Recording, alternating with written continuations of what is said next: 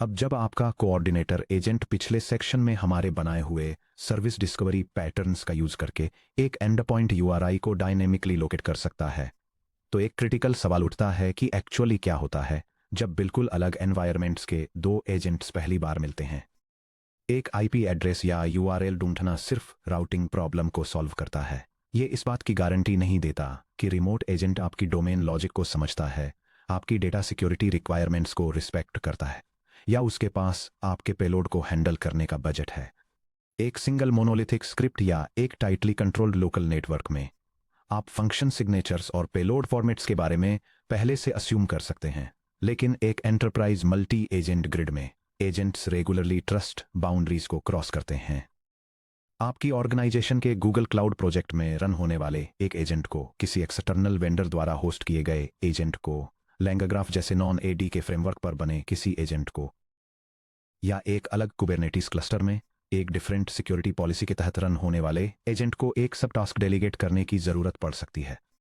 अगर आप पहले एक फॉर्मल कॉन्ट्रैक्ट एस्टेब्लिश किए बिना ब्लाइंडली एक कॉम्प्लेक्स जेसन पेलोड भेजते हैं तो चीजें खराब हो सकती हैं। स्कीमा वर्जन मिसमैचेस चुपचाप डाउनस्ट्रीम डेटा को करप्ट कर देते हैं।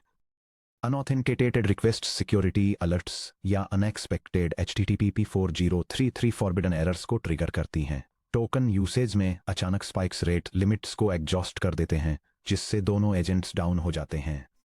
क्रॉस डोमेन एजेंट इंटरेक्शंस को रिलायबल बनाने के लिए कोई भी मीनिंगफुल काम एग्जीक्यूट करने से पहले एजेंट्स को डायनेमिक कॉन्ट्रैक्ट नेगोशिएशन में एंगेज होना चाहिए। Section break analogy. Border checkpoint पर एक ट्रेड डेलीगेशन। इमेजिन कीजिए कि एक इंटरनेशनल ट्रेड डेलीगेशन किसी फॉरेन कंट्री के बॉर्डर चेकपॉइंट पर पहुंचता है। यह डेलीगेशन स्पेशलाइज्ड इंडस्ट्रियल गुड्स को एक्सचेंज करने के लिए एक टेम्परेरी ट्रेड रूट एस्टेब्लिश करना चाहता है। यह डायग्राम डिफरेंट डोमेन्स के अक्रॉस एक क्लाइंट एजेंट और एक प्रोवाइडर एजेंट के बीच एक सिक्योर हैंडशेक प्रोटोकॉल को इलस्ट्रेट करता है। क्लाइंट एक हैंडशेक रिक्वेस्ट सेंड करके प्रोसेस को इनिशिएट करता है, जिसमें उसका passport, proposed trade terms, scopes, schema और कोटाज शामिल होते हैं। प्रोवाइडर एजेंट फिर इन क्रेडेंशियल्स को इंस्पेक्ट करता है और ओथ स्कोप्स को वैलिडेट करता है। वैलिडेशन के बाद प्रोवाइडर वर्जन को नेगोशिएट करता है, एक शॉर्ट लिव्ड टोकन इश्यू करता है और कॉन्ट्रैक्ट टर्म्स रिटर्न करता है, जिसमें टोकन, कोटाज और डेटा फॉर्मेट्स शामिल होते हैं। Finally client signed treaty receive करता है और ऑथराइज्ड टास्क को एग्जीक्यूट करता है। रिप्रेजेंटेटिव्स सिर्फ बॉर्डर पार करके टाउन स्क्वायर में अपना कार्गो डंप नहीं कर देते। इसके बजाय वे बॉर्डर फैसिलिटी पर रुकते हैं और एक फॉर्मल हैंडशेक प्रोटोकॉल कंडक्ट करते हैं। पासपोर्ट और क्रेडेंशियल्स प्रेजेंट करें। डेलीगेट्स अपनी आइडेंटिटी और ऑथराइजेशन लेवल ओथ 2.0 स्कोप्स और डिजिटल सिग्नेचर्स प्रूव करने के लिए अपने ऑफिशियल क्रेडेंशियल्स दिखाते हैं। लैंग्वेज और प्रोटोकॉल पर एग्री करें। दोनों पार्टीज आपस में नेगोशिएट करती हैं कि वे ट्रेड के दौरान कौन सी लैंग्वेज और रेगुलेटरी स्टैंडर्ड्स यूज करेंगी। स्कीमा वर्जन्स और पाइडेंटिक डेटा फॉर्मेट्स, इंपोर्ट या एक्सपोर्ट टैरिफ्स और लिमिट्स एस्टेब्लिश करें। वे इस बात पर एग्री करते हैं कि लोकल मार्केट्स को ओवरलोड होने से बचाने के लिए हर घंटे कितना कार्गो बॉर्डर क्रॉस कर सकता है। रेट, लिमिट्स, टोकन, कोटा और SLA गारंटीज। एक डायनेमिक ट्रेड परमिट इशू करें। एक बार टर्म्स डिसाइड हो जाने के बाद बॉर्डर अथॉरिटी एक short lived single session pass issue करती है, जिसे डायनेमिक सेशन कॉन्ट्रैक्ट कहते हैं, जो एक फिक्स्ड पीरियड के लिए स्पेसिफिक ट्रेड एक्शंस को ऑथराइज करता है। गूगल एडीके और मॉडल कॉन्टेक्स्ट प्रोटोकॉल यानी MCP में डायनेमिक कॉन्ट्रैक्ट नेगोशिएशन इसी एग्जैक्ट ब्लूप्रिंट को फॉलो करता है। सेक्शन ब्रेक नेगोशिएशन को ब्रॉडर एडीके आर्किटेक्चर से कनेक्ट करना। डायनेमिक कॉन्ट्रैक्ट नेगोशिएशन अकेले में नहीं होता है, ये उन कई आर्किटेक्चरल कंपोनेंट्स को एक साथ लाता है जिन्हें हमने इस पूरी बुक में कवर किया है। यह आर्किटेक्चरल डायग्राम एक मल्टी एजेंट सिस्टम के बाय स्टेप प्रोसेस को इलस्ट्रेट करता है। फर्स्ट, सिस्टम यूजर के गोल को इवैल्यूएट करता है ताकि करेक्ट टारगेट डोमेन डिटरमाइन किया जा सके। नेक्स्ट, ये एक ऑर्केस्ट्रेटर का यूज करके वर्कफ्लो की लाइफ साइकिल को मैनेज करता है। थर्ड, ये रिमोट एजेंट के एड्रेस और प्रोफाइल को लुकअप करता है। हाईलाइटेड स्टेप डिफरेंट डोमेन्स के बीच सिक्योर ट्रस्ट, कम्युनिकेशन स्कीमास और सर्विस लेवल एग्रीमेंट्स एस्टेब्लिश करने पर फोकस करता है। फाइनली, सिस्टम टास्क के एग्जीक्यूशन के दौरान सिक्योरिटी पॉलिसीज को एनफोर्स करता है और मॉनिटरिंग करता है।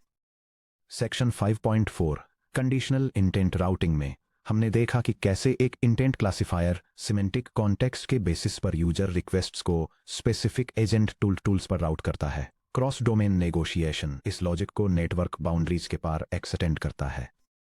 इससे पहले कि राउटर किसी टास्क को एक्सटर्नल डोमेन पर डिस्पैच करे, उसे ये कंफर्म करना होगा कि external agent required capability version को सपोर्ट करता है। सेक्शन 6.2 सुपरवाइजर ऑर्केस्ट्रेशन में हमने सुपरवाइजर एजेंट्स को डिजाइन किया जो टीम वर्कफ्लोज को मैनेज करते हैं। जब एक सुपरवाइजर सिक्योरिटी डोमेन्स के पार काम को डेलीगेट करता है तो यह प्राइमरी नेगोशिएटर के रूप में काम करता है, जो सब एजेंट्स की तरफ से वर्कर नोड्स के साथ बाइंडिंग ऑपरेशनल टर्म्स एस्टेब्लिश करता है।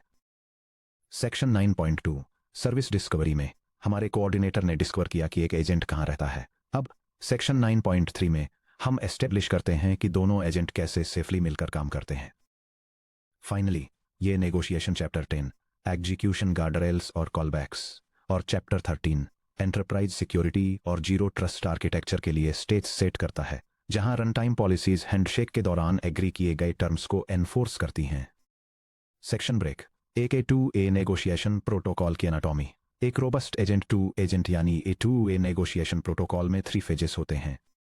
यह प्रोसेस एक क्लाइंट और सर्विस होस्ट के बीच कनेक्शन एस्टेब्लिश करने के लिए 3 स्टेज कम्युनिकेशन सीक्वेंस को डिस्क्राइब करता है। यह क्लाइंट द्वारा अपनी आइडेंटिटी और फंक्शनल रिक्वायरमेंट्स भेजने के साथ शुरू होता है।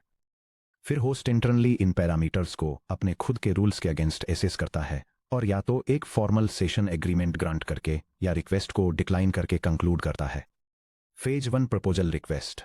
क्लाइंट एजेंट एक हैंडशेक प्रपोजल भेजता है जिसमें यह सब शामिल होता है। रिक्वेस्टेड कैपेबिलिटी और एक्शन नेम, क्लाइंट कौन सा फंक्शन या एमसीपी टूल रन करना चाहता है। सपोर्टेड स्कीमा वर्जन्स, कौन से सिमेंटिक वर्जन रेंजेस जैसे कि कैरेट 2.1.0 क्लाइंट प्रोसेस कर सकता है। कॉलर आइडेंटिटी और authorization, OAuth bearer tokens, tenant IDs और requested access scopes. Operational constraints, maximum acceptable latency, requested output format और per call pod token budget. Phase 2 provider evaluation. Hosting agent proposal receive करता है और इसे local policies के against check करता है। 1. क्या कॉलर के पास इस स्पेसिफिक एक्शन के लिए वैलिड सिक्योरिटी स्कोप्स हैं। 2. क्या लोकल एजेंट कॉलर की रिक्वेस्टेड रेंज के साथ कंपैटिबल स्कीमा वर्जन को सपोर्ट करता है। 3. क्या local agent local resource quota को ब्रीच किए बिना रिक्वेस्टेड टोकन बजट और रेट लिमिट्स को पूरा कर सकता है। Phase 3 contract response. Hosting agent एक नेगोशिएशन रिजल्ट रिटर्न करता है। स्टेटस अग्रीड, काउंटर ऑफर या रिजेक्टेड। कॉन्ट्रैक्ट टोकन एक sign short lived session token जिसमें अग्रीड अपॉन ऑपरेशनल टर्म्स होते हैं। Matched specifications, explicit schema version, maximum allowed token allocation और session के लिए concrete output format. Section break Google ADK में dynamic negotiation implement करना। चलिए cross domain A2A handshake protocol का एक कंप्लीट रनेबल पाइथन इंप्लीमेंटेशन बनाते हैं। हम नेगोशिएशन स्कीमाज के लिए स्ट्रक्चर्ड पाइडेंटिक मॉडल्स डिफाइन करेंगे, एक नेगोशिएटर प्रोवाइडर एजेंट इंप्लीमेंट करेंगे जो ट्रेड प्रपोजल्स को इवैल्यूएट करता है और एक कोऑर्डिनेटर क्लाइंट बनाएंगे जो पेलोड रिक्वेस्ट्स फायर करने से पहले टर्म्स को नेगोशिएट करता है। स्टेप 1 हैंडशेक और कॉन्ट्रैक्ट स्कीमाज डिफाइन करना। A2A नेगोशिएशन स्कीमाज .py नाम से एक फाइल बनाइए। यह पायथन स्क्रिप्ट पाइडेंटिक वैलिडेशन लाइब्रेरी का यूज करके डेटा स्कीमास को डिफाइन करती है ताकि सर्विसेज के बीच एक स्ट्रक्चर्ड हैंडशेक और कैपेबिलिटी नेगोशिएशन को आसान बनाया जा सके। यह ऑथेंटिकेशन क्रेडेंशियल्स, आउटपुट फॉर्मेट्स और टोकन लिमिट्स के लिए क्लाइंट प्रेफरेंसेस और नेगोशिएटेड एग्रीमेंट या रिजेक्शन आउटकम को मॉडल करती है। Step 2 provider agent negotiator engine implement करना। अब प्रोवाइडर एजेंट .py में सर्वर साइड लॉजिक इंप्लीमेंट करते हैं। ये क्लास इनकमिंग प्रपोजल्स को ऑपरेशनल गार्डरेल्स, सेफ्टी पॉलिसीज और OAuth स्कोप डेफिनेशंस के अगेंस्ट इवैल्यूएट करती है। ये प्रोग्राम एक एजेंट को डिफाइन करता है जो क्लाइंट के साथ सर्विस कॉन्ट्रैक्ट्स को इवैल्यूएट और नेगोशिएट करता है। यह सबसे पहले वेरीफाई करता है कि क्लाइंट के पास जरूरी सिक्योरिटी परमिशंस हैं। इसके बाद यह चेक करता है कि सॉफ्टवेयर वर्जन्स कंपैटिबल हैं या नहीं। फिर यह एलोकेट करने के लिए डेटा टोकन्स का नंबर डिसाइड करता है और अगर रिक्वेस्ट मैक्सिमम लिमिट से ज्यादा होती है तो अमाउंट को कम कर देता है। Finally program agreed terms, format और एक्सपायरेशन टाइम के साथ एक कॉन्ट्रैक्ट जनरेट करता है। Step 3 coordinator client handshake execution implement करना। अब coordinator client dot P Y में क्लाइंट एजेंट साइड बनाते हैं। कोऑर्डिनेटर हैंडशेक इनिशिएट करता है, काउंटर ऑफर्स को ग्रेसफुली हैंडल करता है और एक वैलिड कॉन्ट्रैक्ट सिक्योर करने के बाद ही पेलोड एग्जीक्यूट करता है। यह प्रोग्राम एक ऐसे क्लाइंट को डिफाइन करता है जो अलग अलग सिक्योर डोमेन्स में टास्क को कोऑर्डिनेट करता है। ये वर्जन और टोकन लिमिट्स के साथ सिक्योरिटी क्रेडेंशियल्स जैसी स्पेसिफिक टर्म्स को प्रपोज करके एक प्रोवाइडर एजेंट के साथ हैंडशेक इनिशिएट करता है। इसके बाद ये एक कॉन्ट्रैक्ट नेगोशिएट करता है, संभावित रिजेक्शंस या काउंटर ऑफर्स को हैंडल करता है और आखिर में एग्रीड अपॉन कॉन्ट्रैक्ट डिटेल्स का यूज करके रिमोट टास्क को एग्जीक्यूट करता है। Step 4 end to end simulation script. चलिए एक test harness main negotiation demo dot P Y run करते हैं जो सक्सेसफुल कॉन्ट्रैक्ट नेगोशिएशंस और फेलियर सिनेरियोस दोनों को डेमोन्स्ट्रेट करता है, जैसे कि मिसिंगो auth scopes.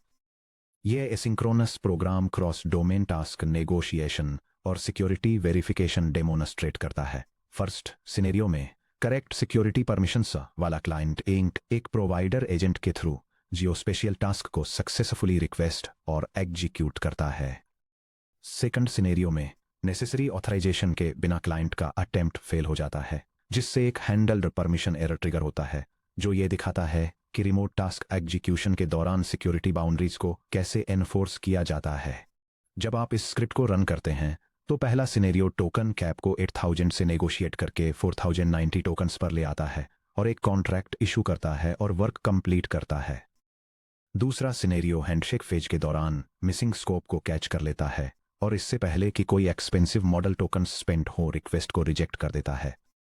Section break, production failure modes और fallback strategies. Structured handshake protocols के बावजूद रियल वर्ल्ड डिस्ट्रीब्यूटेड सिस्टम्स को अनएक्सपेक्टेड रन टाइम इशूज का सामना करना पड़ता है। यहाँ क्रॉस डोमेन एजेंट इंटरेक्शंस में 4 कॉमन फेलियर मोड्स और उन्हें कैसे हैंडल करना है इसके बारे में बताया गया है। यह table common integration failure scenarios, उनके रूट कॉजेस और प्रोडक्शन मिटिगेशन स्ट्रेटेजीज को आउटलाइन करती है। इसमें schema drift, scope escalation, token quota exhaustion और नेटवर्क टाइमआउट्स जैसे इश्यूज कवर किए गए हैं और साथ ही version pinning, dynamic scope step up payload chunking और ऑटोमेटिक रिट्राइज जैसे सॉल्यूशंस भी ऑफर किए गए हैं। Breaking schema drift. The problem यह है कि प्रोवाइडर एजेंट एक न्यू वर्जन में अपग्रेड हो जाता है। For example input field coordinates को जियोजेसन ज्योमेट्री में चेंज कर देता है। क्लाइंट अभी भी ओल्ड पेलोड फॉर्मेट भेज रहा है। द मिटिगेशन यह है कि हैंडशेक के दौरान सिमेंटिक वर्जनिंग रेंजेस और मिन सपोर्टेड वर्जन को एनफोर्स करें। अगर प्रोवाइडर डिटेक्ट करता है कि क्लाइंट लेगेसी स्कीमा का यूज कर रहा है तो ये एक इंटरनल एडाप्टर मिडलवेयर लेयर को एक्टिवेट कर सकता है जो ओल्ड जेसन स्ट्रक्चर्स को on the fly new format में ट्रांसलेट कर देती है। कोटा और टोकन रेट एग्जॉशन।